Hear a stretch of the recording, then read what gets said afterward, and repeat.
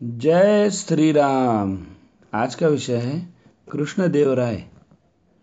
कृष्णदेवराय का जन्म सन 1474 में साठू वंश के राजाओं के महासेनापति नरस नायक के यहाँ नागवंशिका के उदर से हुआ। नरस नायक की दूसरी पत्नी तिष्पांबिका के पुत्र का नाम द्वितीय वीर नरसिंह था, जो कृष्णदेव से बड़े थे। पिता की मृत्यु के बाद वीर नरसिंह ने अपने को सम्राट घोषित कर भाई कृष्णदेव को मारने का षड्यंत्र रचा।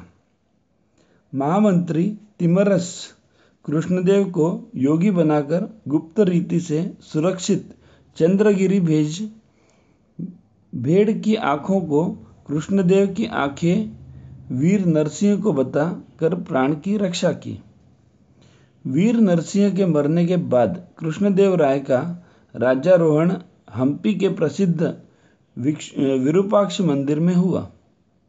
तिम्मरस की दूरदृष्टि और चतुराई ने भारत को एक चक्रवर्ती सम्राट दे दिया।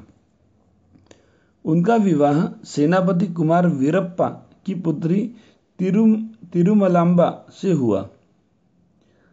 राय को व्यायाम का शौक होने के कारण सूर्योदय से 3 घंटे पूर्व ही उठ जाते थे। शरीर अत्यंत सुगठित था। दूरदर्शी राजा ने अपने छोटे भाई अच्युत व बड़े भाई के पुत्रों को चंद्रगिरी भेजकर होने वाले खतरों से खुद को बचाया।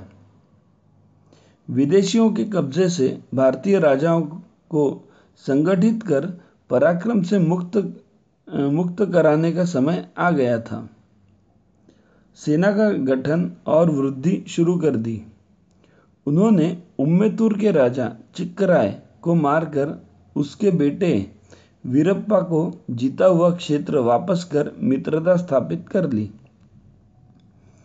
कृष्णदेव राय ने उदयगिरी के राजा गजपति प्रताप रुद्र पर हमला कर उनके किले को 34,000 सैनिक 800 हाथियों के द्वारा 18 माह तक घेर कर रखा।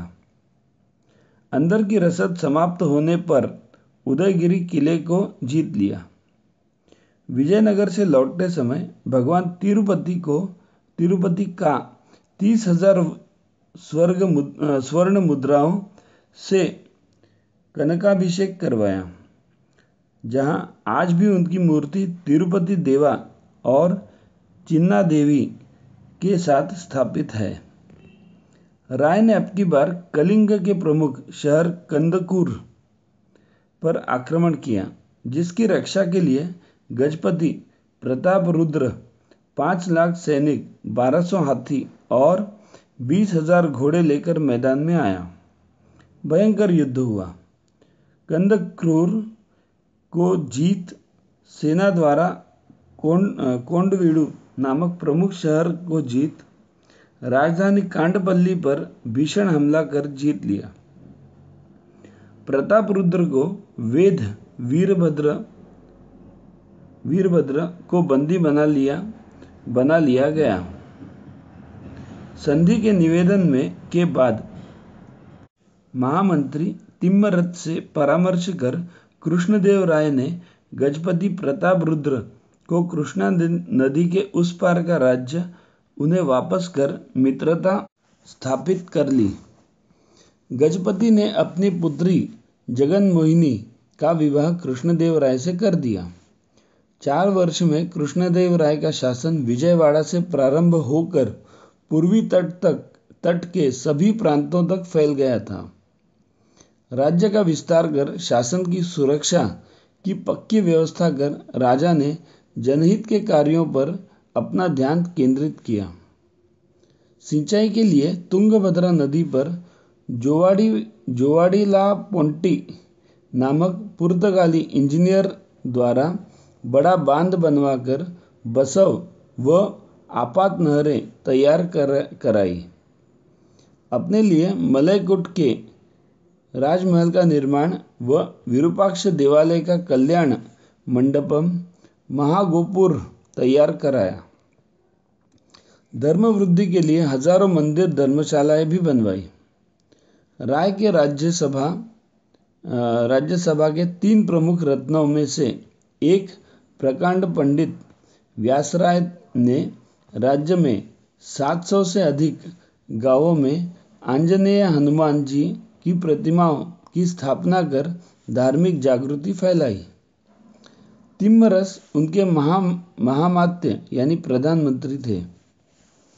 विदेशों से व्यापार बढ़ा।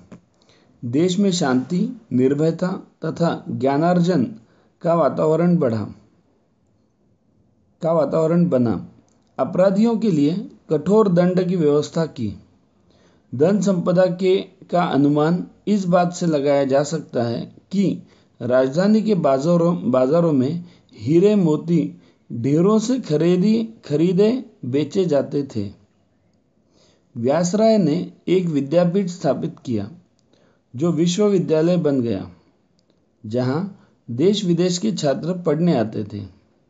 व्यासराय कहते थे, असंतुष्टो द्विज नष्टा संतोषा नृपात्मजः, अर्थात असंतोषी ब्राह्मण और संतोषी राजा नष्ट हो जाता है।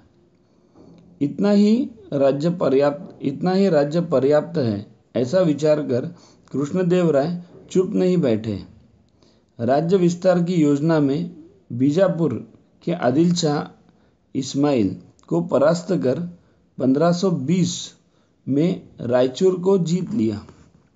आदिल शाह द्वारा बंदी बहुमनी वंश के सुल्तान के 3 पुत्रों को मुक्त करा अलाउद्दीन को कलबुर्गी का बादशाह घोषित कर दिया।